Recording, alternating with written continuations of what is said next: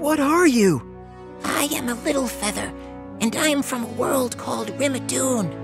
Emily is a prisoner of Dago the Dreaded, and if you come with me now, you can save her. The portal is closing. Portal? Yes, the gateway between my world and yours.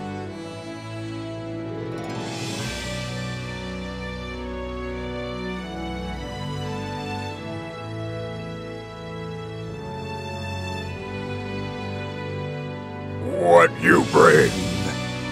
Is it a kind of eating? No! Feed him to Firemouth. This one comes too close to me, he'll get a knife in his gut. She's not coming with us, is she? I can draw a magical picture. My word. What else can you make? Anything I can draw. And you really think you have the power to stop Dago? I hope so. There are caves that will lead us right under the mountains. Great. More caves. Nobody who goes in the Misty Mountain caves ever comes out. You don't have dragons in Nogero? It looks like it would just eat anyone who got in its way. That's what I'm counting on. Go, before that beast kills you.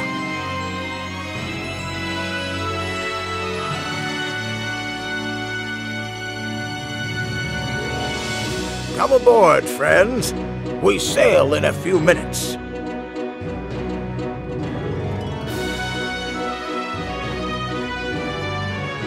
Hello, Jason. I have been expecting you.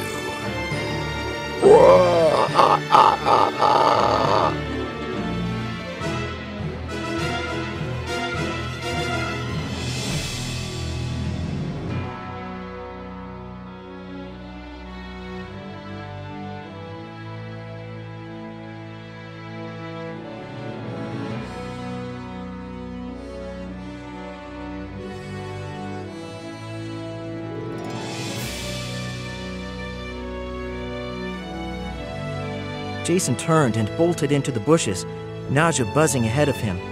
Instead of finding a path of escape, though, Jason ran straight into another robot, this one with a rusty toaster for a head, and bounced off the robot's chest into a thicket of ferns.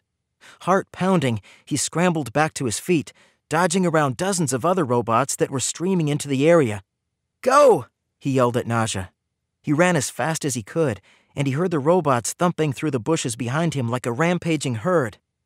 Fortunately, Jason knew these woods well, so even in the dark, he knew where to hop a fallen log or where to navigate around a gully.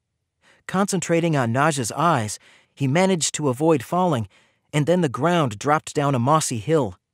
They entered a clearing, and at the far end, before another wall of pines, there seemed to be a dark wall. Suddenly, he knew where they were, at a cave he and Emily used to play in long ago, back when Jason still did things like play in caves. It's the portal, Naja said, flying into the cave. His eyes briefly showed the jagged edges of the entrance. Jason knew that the cave ended in a dead end not far from the opening, so if Naja was wrong, it was the worst place to go. The soft dirt outside the cave gave way to damp rocks. The air cooled. He slipped, scraping his hands on the rock, but jumped quickly to his feet. The darkness swallowed him completely, a darkness that smelled of mildew and moss. He fished his flashlight out of his backpack, pointing its beam into the cave. The walls of shiny black rock were only a dozen feet wide and narrowing quickly. Up ahead, the cave bent to the left. Jason knew it ended there.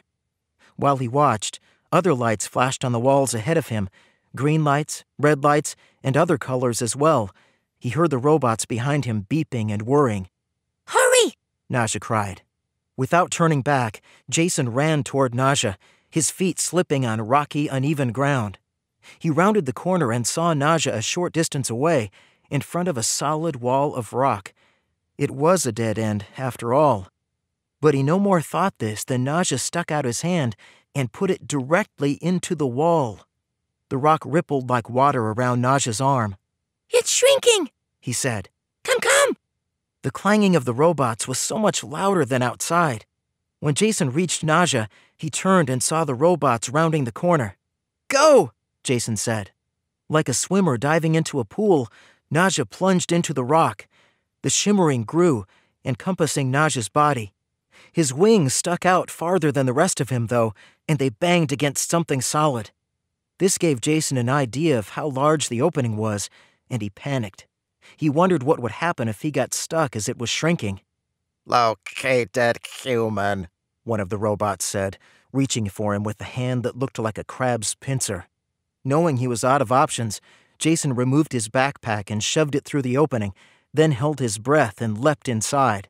For just a second, his fingers touched what felt like solid rock, then the rock gave way like water, but thicker and soupier than water, and he went right inside.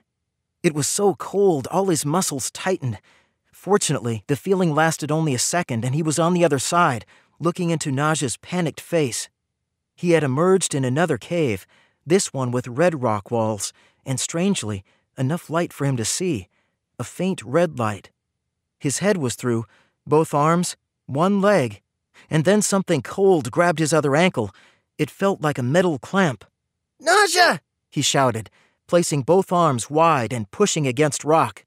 Naja grabbed the collar of his jacket and pulled, but the little feather couldn't match the robot's strength. Jason slid back farther. Worse, he felt the portal thickening around him, starting to feel more like jelly than water. He was struck with the terrible feeling that the portal was about to snap him in half. Then, his fear suddenly melted away, and he felt something reaching a boil inside him. It was the same way he felt on the beach with Brad. He screamed and kicked his captured leg. Finally, his ankle slipped free, and with one last massive push, he burst through the portal with a loud pop. You did it! Naja said. Gasping for breath, Jason scrambled from the opening. He was still afraid that one of the robots would come through at any moment. After a few seconds, he lifted his hand and touched the wall. Solid rock. He breathed a sigh. This comfort did not last long, however, because it was quickly replaced by a cold, sinking feeling in the pit of his stomach as he realized something else. He could no longer go back.